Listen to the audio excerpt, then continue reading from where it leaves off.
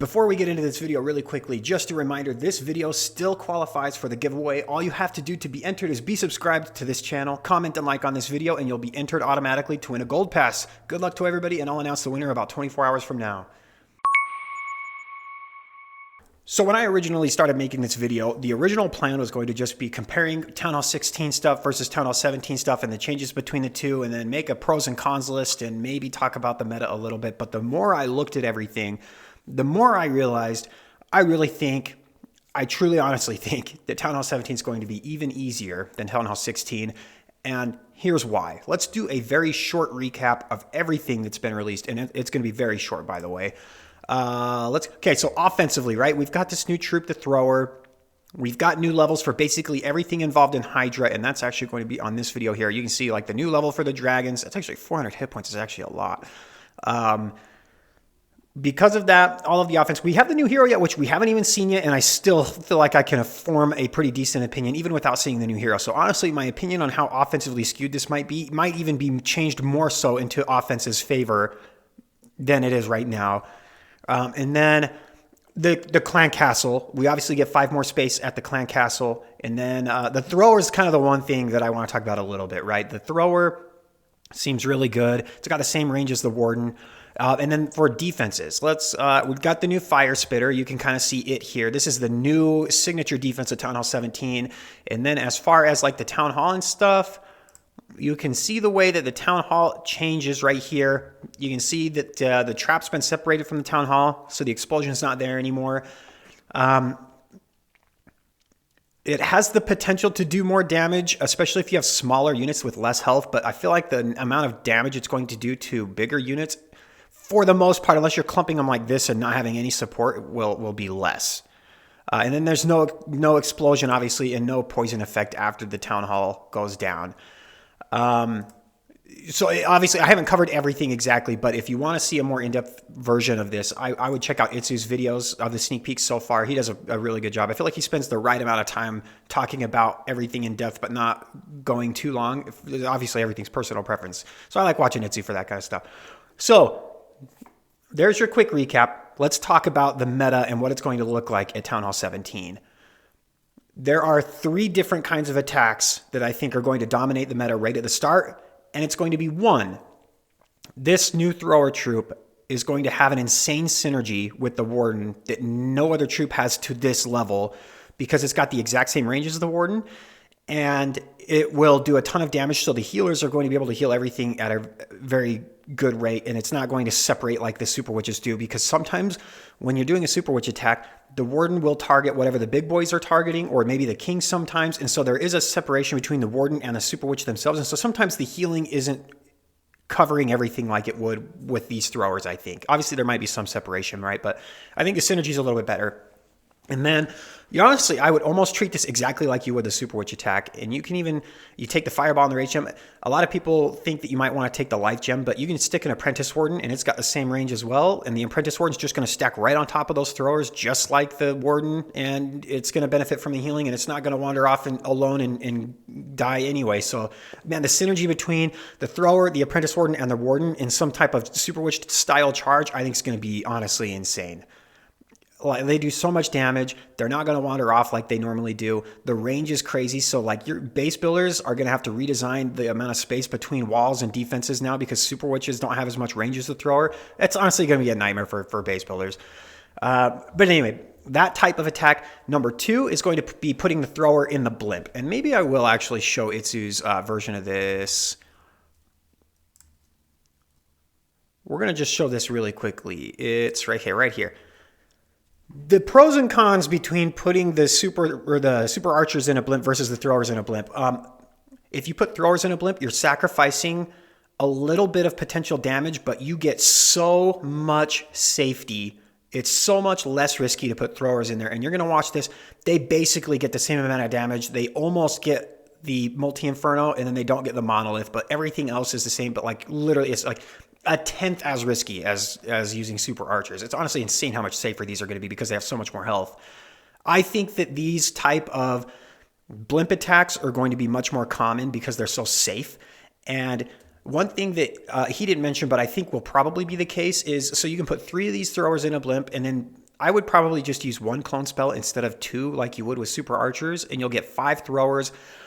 With the amount of damage that they do, and they're not going to be destroying walls like the super archers do sometimes, I think you won't get hardly any more damage out of 7 throwers than you would 5. And because of that, you can have 2 housing space for your smash for the rest of the housing space that you otherwise wouldn't have. So I think these blimp attacks, whether it's blimp root riders or blimp hydra or blimp, whatever it is, I think these are going to be much more common than they are at Town Hall 16. And then the third attack that I think is really going to dominate, and probably maybe by the most, is going to be Hydra. I think Hydra got a buff in basically every way possible, like just the troop levels and everything. And then the biggest weaknesses by far of Hydra are like not even in the game anymore. And here's a few things that you can keep in mind when thinking of Hydra. 1, the tornado next to the town hall was one of the biggest counters to Hydra because you could suck all of the balloons into the middle and the town hall explosion would get them all. The town hall explosion is not even there anymore, and neither is the poison effect. And if the balloons spread out enough, the little fiery spots from the town hall are not even going to come close to getting all of the balloons. And then 2, another weakness is having your blimp get caught in a tornado before it reaches the town hall and then having it die before. And then you basically have no way to get the town hall in a very good way unless you're sacrificing a hero for the town hall at that point. But the town hall is always activated now. So if you are kind of close to the town hall, you can put your clone spells in a line to the town hall and the balloons will go to the town hall now, which they wouldn't before unless you activated it somehow with like your giant arrow before. And then 2, the town hall is they're so much less intimidating now to attack into with higher health units like dragons and stuff than it was before. The town hall explosion would basically end those types of raids. But now you can end on the town hall without any support, and it's really not going to be that scary. The town hall change is, I think, going to be the biggest nerf by far to Town Hall 17. It dictated almost purely how people would approach the base with super witches and things like that. You almost could not start a raid on the town hall unless you like really got kind of lucky, right? Because the poison effect and the explosion forced the warden ability really, really early, or it slowed the attack down so much that the stuff would fizzle out and you wouldn't have enough to get through the back end.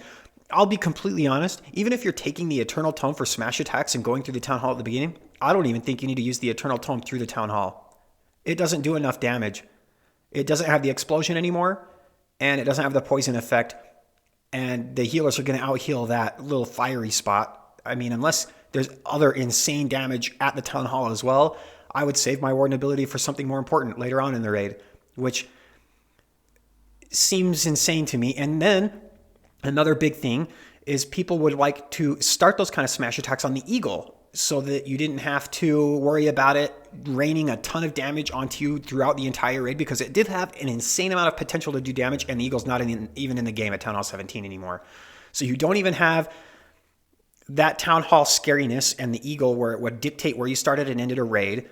Basically, you have free reign now where you can start your smash attacks. Hydra's it's going to be a lot better. I mean, I'm telling you, those clones are going to get insane value. You're going to have more space for balloons in your clan castle. It seems like Town Hall 17 is going to be much easier, in my opinion. And one thing that a lot of people I think are pointing out is they're going to be like, well, shock, the hero equipment gets a big indirect nerf because none of the hero levels go up. I really don't think it's going to make nearly as big a difference as what you might think. If you're using the fireball or the rocket spear, maybe you'll take one extra earthquake, but you're basically going to be treating every single other attack exactly the same. The spiky ball will still one-shot spell towers. It will still one-shot wizard towers. It will still one-shot all of the things that it's one-shotting now. Maybe there's one building. I didn't see any that I looked at. The rocket spear might take one more shot to get a few buildings. The fireball will take one more shot, but you're like one more earthquake, between the rocket spear and the fireball.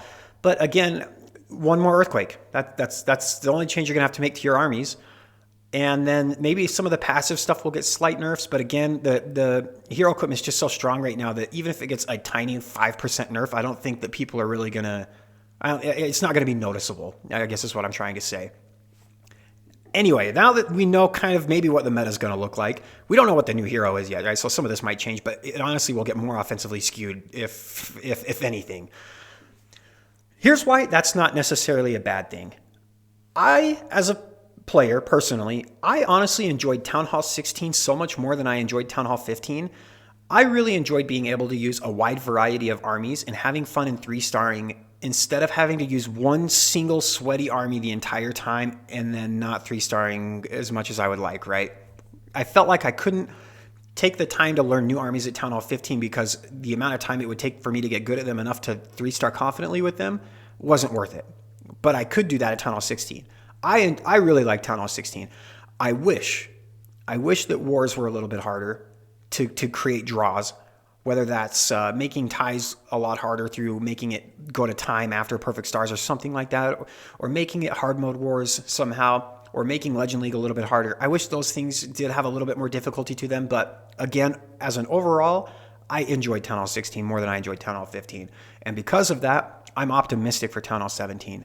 I'm excited to see all of the new stuff. I'm excited for the new hero. We don't even really know what he does exactly yet.